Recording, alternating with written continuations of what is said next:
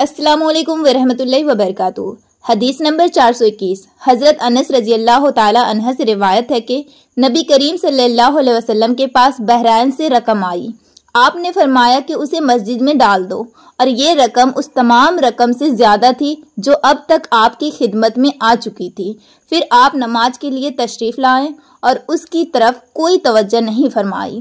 جب آپ نماز پوری کر چکے تو آ کر مال رقم کے پاس بیٹھ گئے اور اسے تقسیم کرنا شروع فرمایا۔ اس وقت جسے بھی آپ دیکھتے اسے عطا فرما دیتے۔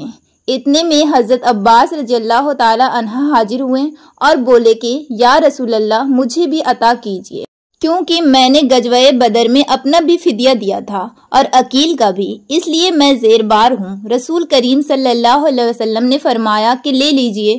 انہوں نے اپنے کپڑے میں روپیے بھر لیا اور اسے اٹھانے کی کوشش کی، لیکن وزن کی زیادتی کی وجہ سے وہ نہ اٹھا سکیں اور کہنے لگے یا رسول اللہ کسی کو فرمائیے کہ وہ اٹھانے میں میری مدد کریں۔ آپ نے فرمایا نہیں، یہ نہیں ہو سکتا۔ انہوں نے کہا کہ آپ ہی اٹھا دیجئے۔ آپ نے اس پر بھی انکار کیا۔ تب حضرت عباس رضی اللہ تعالی عنہ نے اس میں سے تھوڑا سا گرا دیا اور باقی کو اٹھانے کی کوشش کی، لیکن اب بھی نہ اٹھا سکے۔ پھر فرمایا کہ یا رسول اللہ کسی کو میری مدد کرنے کا حکم دیجیے۔ آپ صلی اللہ علیہ وسلم نے انکار فرمایا تو انہوں نے کہا پھر آپ ہی اٹھوا دیجیے، لیکن آپ نے اس سے بھی انکار کیا۔ تب انہوں نے اس میں سے تھوڑا سا روپیہ گرا دیا اور اسے اٹھا کر اپنے کاندھے پر رکھ لیا اور چلنے لگے۔ رسول اللہ صلی اللہ علیہ وسلم کو ان کی اس حرص پر اتنا تعجب ہوا کہ آپ اس وقت تک ان کی طرف دیکھتے رہے جب تک وہ ہماری نظروں سے غائب نہیں ہو گئے، اور آپ بھی وہاں سے اس وقت تک نہ اٹھے جب تک کہ ایک چونے بھی باقی نہ رہی۔ حدیث نمبر 422 حضرت انس رضی اللہ تعالی عنہ سے روایت ہے، وہ کہتے ہیں کہ میں نے رسول اللہ صلی اللہ علیہ وسلم کو مسجد میں پایا۔ آپ کے پاس اور بھی کئی لوگ تھے۔ میں کھڑا ہو گیا تو حضرت صلی اللہ علیہ وسلم نے مجھ سے پوچھا کیا تجھ کو ابو طلحہ نے بھیجا ہے؟ میں نے کہا جی ہاں۔ آپ نے پوچھا کھانے کے لیے بلایا ہے؟ میں نے عرض کی کہ جی ہاں۔ تب آپ نے اپنے قریب موجود لوگوں سے فرمایا کہ چلو۔ سب حضرات چلنے لگے اور میں ان کے آگے آگے چل رہا تھا۔ حدیث نمبر 423 ابن شہاب نے سہل بن سعد سعدی سے روایت کی ہے کہ ایک شخص نے کہا یا رسول اللہ اس شخص کے بارے میں فرمائیے جو اپنی بیوی کے ساتھ کسی غیر مرد کو بدفعلی کرتے ہوئے دیکھتا ہے، کیا اسے مار ڈالیں؟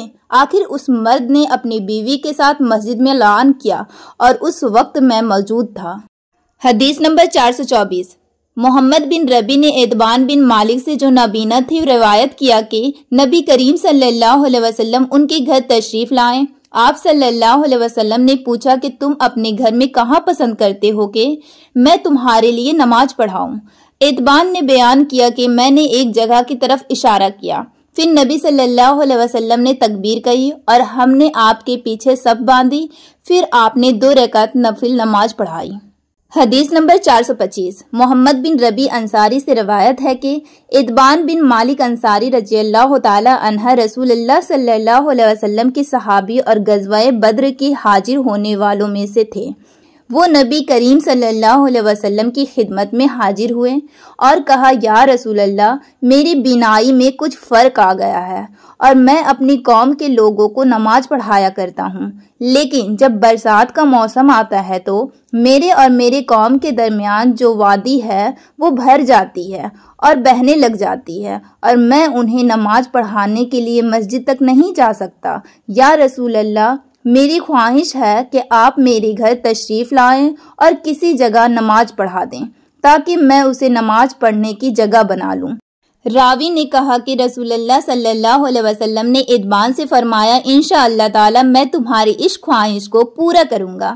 اتبان نے کہا کہ دوسرے دن رسول اللہ صلی اللہ علیہ وسلم اور ابو بکر صدیق رضی اللہ تعالی عنہ جب دن چڑھا تو دونوں تشریف لے آئیں اور رسول اللہ صلی اللہ علیہ وسلم نے اندر آنے کی اجازت چاہی۔ میں نے اجازت دے دی۔ جب آپ گھر میں تشریف لائیں تو بیٹھے بھی نہیں اور پوچھا کہ تم اپنے گھر کے کس حصے میں مجھ سے نماز پڑھنے کی خواہش رکھتے ہو؟ اتبان نے کہا کہ میں نے گھر میں ایک کونے کی طرف اشارہ کیا۔ تو رسول اللہ صلی اللہ علیہ وسلم اس جگہ کھڑے ہوئے اور تکبیر کہی، ہم بھی آپ کے پیچھے کھڑے ہو گئے اور سب باندھی۔ پس آپ نے 2 رکعت نفل نماز پڑھائی، پھر سلام پھیرا۔ ادبان نے کہا کہ ہم نے آپ کو تھوڑی دیر کے لیے روکا، آپ کی خدمت میں حلیم پیش کیا جو آپ ہی کے لیے تیار کیا گیا تھا۔ ادبان نے کہا، محلے والوں کا ایک مجمع گھر میں لگ گیا اور مجمع میں سے ایک شخص بولا کہ مالک بن دخیسن، یا یہ کہا ابن دخسن دکھائی نہیں دیتا۔ اس پر کسی دوسرے نے کہہ دیا کہ وہ تو منافق ہے جسے خدا اور رسول سے کوئی محبت نہیں۔ رسول اللہ صلی اللہ علیہ وسلم نے یہ سن کر فرمایا، ایسا مت کہو، کیا تم دیکھتے نہیں کہ اس نے لا الہ الا اللہ کہا ہے اور اس سے مقصود خالص خدا کی رضامندی حاصل کرنا ہے؟ تب منافقت کا الزام لگانے والا بولا کہ اللہ اور اس کے رسول کو زیادہ علم ہے، ہم تو بظاہر اس کی توضیحات اور دوستی منافقوں ہی کے ساتھ دیکھتے ہیں۔ رسول اللہ صلی اللہ علیہ وسلم نے فرمایا کہ اللہ تعالیٰ نے لا الہ الا اللہ کہنے والوں پر اگر اس کا مقصد خالص خدا کی رضا حاصل کرنا ہو، دوزخ کی آگ حرام کر دی ہے۔ ابن شہاب نے کہا کہ پھر میں نے محمود سے سن کر حسین بن محمد انصاری سے، جو بنو سالم کے شریف لوگوں میں سے ہیں، اس حدیث کے متعلق پوچھا تو انہوں نے اس کی تصدیق کی اور کہا کہ محمود سچا ہے۔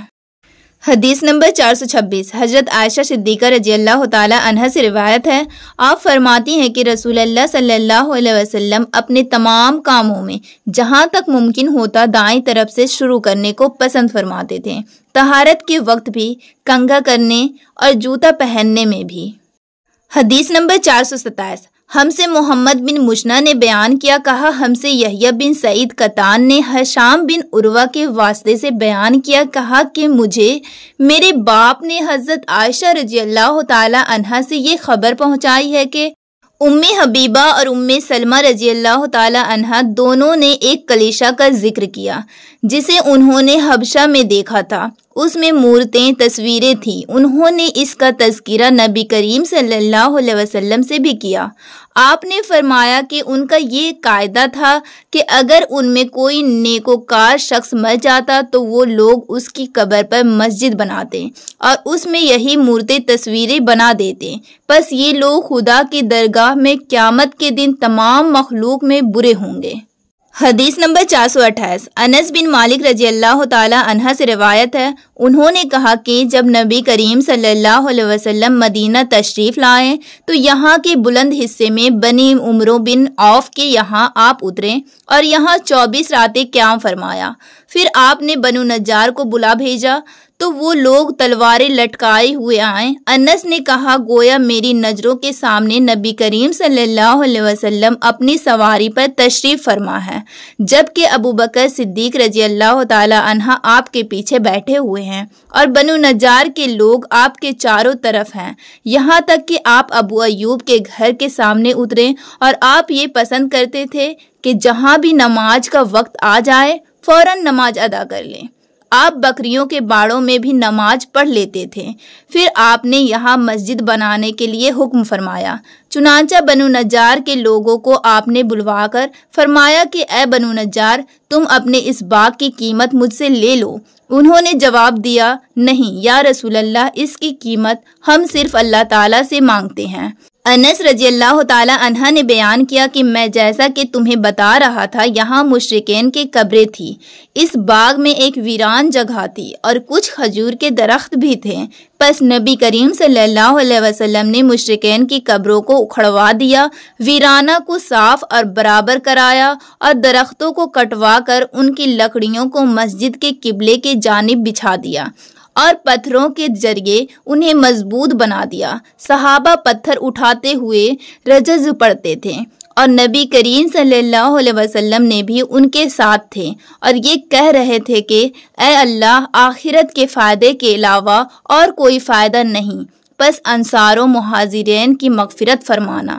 حدیث نمبر 429 انس بن مالک رضی اللہ تعالی عنہ سے روایت ہے، انہوں نے کہا کہ نبی کریم صلی اللہ علیہ وسلم بکریوں کے باڑوں میں نماز پڑھتے تھے۔ ابو طیاح یا شعبہ نے کہا، پھر میں نے انس کو یہ کہتے سنا کہ نبی کریم صلی اللہ علیہ وسلم بکریوں کے باڑے میں مسجد کی تعمیر سے پہلے نماز پڑھا کرتے تھے۔ حدیث نمبر 430۔ عبید اللہ نے نافع کے واسطے سے کہا کہ میں نے ابن عمر رضی اللہ تعالی عنہ کو اپنے اونٹ کی طرف نماز پڑھتے دیکھا، اور انہوں نے فرمایا کہ میں نے نبی کریم صلی اللہ علیہ وسلم کو اسی طرح پڑھتے دیکھا تھا۔